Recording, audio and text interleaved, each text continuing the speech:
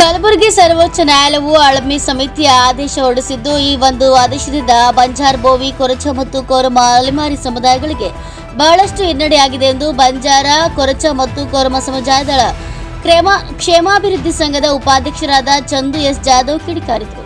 ಮಾಧ್ಯಮದವರ ಜೊತೆ ಮಾತನಾಡಿದ ಅವರು, ಸರ್ಕಾರ ನಮ್ಮ ಜನರ ಜೊತೆ ಆಟವನ್ನ ಆಡ್ತಿದೆ. ಒಳ ಮೀಸಲಾತಿ ಕುರಿತು ಕರ್ನಾಟಕದಲ್ಲಿ ಕೂಡ ಸರ್ಕಾರ ಜನಗಣತಿಯ ನಡೆಸಬೇಕಂತ ತಿಳಿಸಿದರು. ಈ ಸಂದರ್ಭದಲ್ಲಿ ಕಾರ್ಯದರ್ಶಿ ತಿಪ್ಪಣ್ಣ ಬಿ ಒಡೆರಾಜ್ ಅವರು ಮಾತನಾಡಿದರು. Mallikarjun Sangolgi, NK64 news bureau, Kalaburagi. Banjara Bhovi Korcha Korama ಕ್ಷೇಮಾಭಿವೃದ್ಧಿ ಸಂಘದ ವತಿಯಿಂದ ಒಂದು ಪತ್ರಿಕಾಗೋಷ್ಠಿ ಮಾಡಿದ್ದೀವಿ.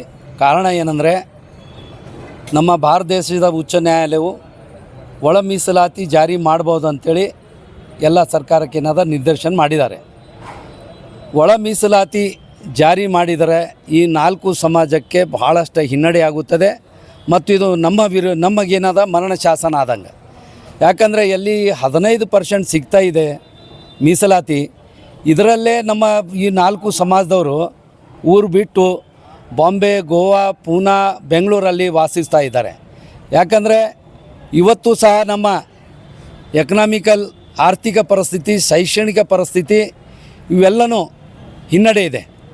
ಇವತ್ತು ಒಳ ಮೀಸಲಾತಿ ಜಾರಿಗೆ ಬಂದರೆ ನಮ್ಮ ಜನರಿಗೆ ಸ್ವಾತಂತ್ರ್ಯನೇ ಸಿಗಲಾರ್ದಂಥ ಪರಿಸ್ಥಿತಿ ಬರ್ತದೆ.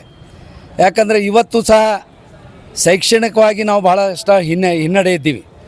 ವಡ್ರಹಟ್ಟಿ ತಾಂಡಗಳು ಊರ್ಲಿಂದ ಸುಮಾರು 6-7 ಕಿಲೋಮೀಟ್ರ್ ದೂರಿದೆ. ಇವತ್ತು ನೀವು ಹಳ್ಳಿಯಲ್ಲಿ ಹೋಗಿ ನೋಡಿ, ತಾಂಡಗಳಲ್ಲಿ ಹೋಗಿ ನೋಡಿ, ಹಟ್ಟಿಗಳಲ್ಲಿ ಹೋಗಿ ನೋಡಿ. ನಮ್ಮ ಸಿಟಿಯಲ್ಲಿ ಯಾವ ಹುಡುಗರು 2ನೇ ಏನು ಕಲಿತಾ ಇದ್ದಾರೆ, ಇವತ್ತು 6ನೇ 7ನೇ ನಮ್ಮ ತಾಂಡಗಳಲ್ಲಿ ವಡ್ರಹಟ್ಟಿಯಲ್ಲಿ ಕಲಿಯುವಂಥ ವಿದ್ಯಾರ್ಥಿಗಳ ಸಮ ಇದೆ.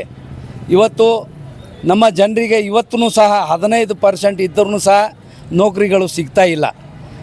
ಸುಮಾರು ಭಾಳಷ್ಟು ಜನರು ಡಿಗ್ರಿಗಳನ್ನು ಮುಗಿಸಿ BA, BCom, BSc ಮುಗಿಸಿ MA, B.Ed ಮುಗಿಸಿ ನೌಕರಿಗಳು ಸಿಗಲಾರ್ದಕ್ಕೆ ಇವತ್ತೇನಾದ ನಾವು ಗೋವಾದಲ್ಲಿ ಹೊಟ್ಟೆಪಾಡಿಗಾಗಿ ನಾವು ಕೆಲಸ ಮಾಡ್ತಾಯಿದ್ದೀವಿ. ಬಿಲ್ಡಿಂಗ್ ಕನ್ಸ್ಟ್ರಕ್ಷನಲ್ಲಿ ಕೆಲಸ ಮಾಡ್ತಾಯಿದ್ದೀವಿ. ಅದಕ್ಕೆ ಸರ್ಕಾರ ಸಿದ್ದರಾಮಯ್ಯವರು ಜಾರಿ ಮಾಡ್ತೀವಂತೆ ಅವರು ಹೇಳ್ತಾ ಇದ್ದಾರೆ. ಜಾರಿ ಮಾಡಿದರೆ ನೀವು 2011ರಲ್ಲಿ ಏನು ಸೆನ್ಸಸ್ ಮಾಡಿದ್ರಿ ಅದನ್ನು ಕೈ ಬಿಡಬೇಕು, ಜಾತಿ ಗಣತಿ ಮಾಡಬೇಕು. ಜಾತಿ ಗಣತಿ ಮಾಡಿದ ನಂತರ ಮಾತ್ರ ನೀವು ಸದಾಶಿವ ಆಯೋಗ ವರದಿ ಜಾರಿ ಮಾಡಲಿಕ್ಕೆ ಬರಬೇಕು. ಇವತ್ತು ಕೆಲವರು ಏನಾದ ಇದಕ್ಕೆ ವಿರೋಧ ಮಾಡಿದ್ದಾರೆ, ಅವರಿಗೆ ನಾವು ಸ್ವಾಗತ ಮಾಡ್ತೀವಿ. ಮಾಯಾವತಿ, ಚಿರಾಗ್ ಪಾಸ್ವಾನ್ ಅವರು ಈ ಒಳ ಮೀಸಲಾತಿ ಜಾರಿ ಮಾಡಿದ್ರೆ ಇದು ಏನು ರಿಸರ್ವೇಷನ್ ಅಂದರೆ ಪರಿಶಿಷ್ಟ ಜಾತಿಯ ಒಕ್ಕೂಟ ಏನದ ಮುರಿಯುವಂಥ ಆಗುತ್ತದೆ. ಅದಕ್ಕೆ ನಾವು ವಿನಂತಿಪೂರ್ವಕ ನಾವು ಸಿದ್ದರಾಮಯ್ಯ ಅವರಿಗೆ ಮತ್ತು ರಾಜ್ಯ ಸರ್ಕಾರದ ಮುಖ್ಯಮಂತ್ರಿಗಳಿಗೆ ವಿನಂತಿಪೂರ್ವಕ ಕೇಳ್ಕೊತೀವಿ, ನೀವು ಜಾರಿ ಮಾಡಬೇಕಂದ್ರೆ ಮೊದಲು ನೀವು ಜಾತಿ ಗಣತಿ ಮಾಡಿ. ಜಾತಿ ಗಣತಿ ಮಾಡಿದ ನಂತರ ನೀವು ಬೇಕಾದರೆ ಜಾರಿ ಮಾಡಿ. ಜಾರಿ ಮಾಡೋಕ್ಕಿಂತ ಮೊದಲು ಬಂಜಾರ, ಬೋವಿ, ಕೊರ್ಚ, ಕೊರ್ಮ ಈ ಸಮಾಜದ ಮುಖಂಡರಿಗೆ ಕರೆದು ವಿಚಾರ ವಿಮರ್ಶೆ ಮಾಡಿ ಮುಂದೆ ಬರುವಂಥ ದಿನಗಳಲ್ಲಿ ಇದು ಜಾರಿ ಮಾಡಬೇಕಂತೇಳಿ ತಮ್ಮಲ್ಲಿ ಈ ನಮ್ಮ ಸಂಘದ ವತಿಯಿಂದ ಕೇಳ್ಕೊತೀವಿ. ಮುಂದೆ ನಮ್ಮ ನಿಲುವೇನದ, ನಾವು ಈಗಾಗಲೇ ಕಾನೂನು ಹೋರಾಟ ಮಾಡಬೇಕು ಮತ್ತು ನಮ್ಮ 4 ಜಾತಿಯ ಎಲ್ಲರೂ ಕೂಡಿ ಸಂಘರ್ಷಕ್ಕೆ ಇಳುವಂಥ ಒಂದೇ ಒಂದು ದಾರಿ ಇದೆ. ತೀರ್ಪನ್ನು ಈ ನಮ್ಮ ವಂಚಿತ ಮೀಸಲಾತಿ ಸಮುದಾಯಗಳು ಸ್ವಾಗತ ಮಾಡುತ್ತಾ, ಎಲ್ಲ ರಾಜ್ಯಗಳಿಗೆ ತಾವೇನು ಅಧಿಕಾರ ಕೊಟ್ಟಿದ್ದೀರಿ ಅದಕ್ಕೆ ನಮ್ಮದು ಎಲ್ಲ ಒಪ್ಪಿಗೆ ಇದೆ. ಆದರೆ ಒಂದು ವಿಶೇಷವಾಗಿ ಏನಪ್ಪ ಅಂತಂದ್ರೆ, ಈ ಅಲೆಮಾರಿಗಳು ಈ ಬೋವಿ, ಬಂಜಾರ, ಕೊರ್ಮ, ಕೊರ್ಚ, ಅಂದಿಜೋಗಿ, ಸುಡುಗಾಡ್ಸಿದ್ರು ನಾನಾ ರೀತಿಯ ಜಾತಿಗಳಲ್ಲಿ 98 ಜಾತಿಗಳು ಅಲೆಮಾರಿಗಳಾಗಿದ್ದಾರೆ. ಅವರ ಒಂದು ಅಂಕೆ ಸಂಖ್ಯೆ ಇಲ್ಲಿವರೆಗೆ ನಿಖರವಾಗಿ ಎಷ್ಟೋ ನೀವು ಸೆನ್ಸಸ್ ಮಾಡಿದಿರಿ. ಹೋದ ಒಂದು 2011ರಲ್ಲಿ ತಾವೇನು ಸೆನ್ಸಸ್ ಮಾಡಿದಿರಿ, ಇಲ್ಲಿವರೆಗೆ ನೀವು ಸೆನ್ಸಸ್ ಮಾಡಿಲ್ಲ. ಪ್ರತಿ ಒಂದು 10 ವರ್ಷಕ್ಕೆ ತಪ್ಪದೇ ತಾವು ಈ ಒಂದು ಜನಗಣತಿ ಮಾಡಬೇಕು. ಸರ್ಕಾರ ತಾವು ಎಚ್ಚೆತ್ತುಕೊಳ್ಬೇಕು. ಇದೇ ರೀತಿ ತಾವು ನಿರ್ಲಕ್ಷ್ಯ ಮಾಡಿದರೆ ನಿಮ್ಮ ಮೇಲೆ ಕೂಡ ನಾವು ದಾವೆ ಹೂಡಬೇಕಾಗುತ್ತೆ. ಯಾಕಂದರೆ ಜನರ ವಸ್ತುಸ್ಥಿತಿ ನೋಡಬೇಕು. ಅಭಿವೃದ್ಧಿ ದೃಷ್ಟಿಯಿಂದ ಶೈಕ್ಷಣಿಕವಾಗಿರ್ಬೋದು, ಸಾಮಾಜಿಕವಾಗಿರಬೇಕು, ಆರ್ಥಿಕವಾಗಿ ಇರಬೇಕು. ಮತ್ತು ಇಂಥ ಒಂದು ಸರ್ವೋಚ್ಚ ನ್ಯಾಯಾಲಯದ ಆದೇಶಗಳು ನೀವು ಅನುಷ್ಠಾನ ತರಬೇಕಪ್ಪ ಅಂತಂದ್ರೆ ನಿಮಗೆ ಅಲ್ಲಿ ನಿರ್ದಿಷ್ಟವಾದಂಥ ಒಂದು ಡಾಟಾ ಯಾವುದೂ ಇಲ್ಲ.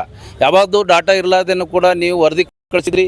ಯಾವುದೋ ವರದಿ ಆಧಾರದ ಮೇಲೆ ಈಗಾಗಲೇ ಒಂದು 5 ಜನರ ಪೀಠಾಧೀಶರು ಮತ್ತು ಚೆನ್ನಯ್ಯ ವರದಿ ಪ್ರಕಾರ ಅವರೇನು ಆದೇಶ ಕೊಟ್ಟಿದ್ದರು ಅದು ಕೂಡ ಅನುಷ್ಠಾನ ಮಾಡಲಿಲ್ಲ.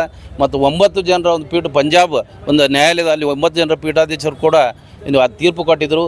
ಅದನ್ನು ಅಲ್ಲಗಳೆದು ಈಗ 7 ಜನರ ತೀರ್ಪನ್ನು ಮಾಡಿದ್ದೀರಿ. ಆ ತೀರ್ಪದ ಒಂದು ಸ್ವಾಗತ ಜೊತೆಗೆ ನಾವು ಘನವೆತ್ತ ಸರ್ವೋಚ್ಚ ನ್ಯಾಯಾಲಯದಲ್ಲಿ ನಮ್ಮ ಮನವಿ ಏನಪ್ಪ ಅಂತಂದ್ರೆ ಮೇಲ್ಮನವಿಯಪ್ಪ ಅಂತಂದ್ರೆ ಈ ಒಂದು ಆದೇಶವನ್ನು ಪುನರ್ ಪರಿಶೀಲಿಸಬೇಕು. ಆ ಪರಿಶೀಲಿಸ ಸಲುವಾಗಿ ನಮ್ಮದೇ ಆದ ಒಳ್ಳೆಯ ಒಂದು ಲಾಯರನ್ನು ನೇಮಕ ಮಾಡಿದ್ದೀವಿ.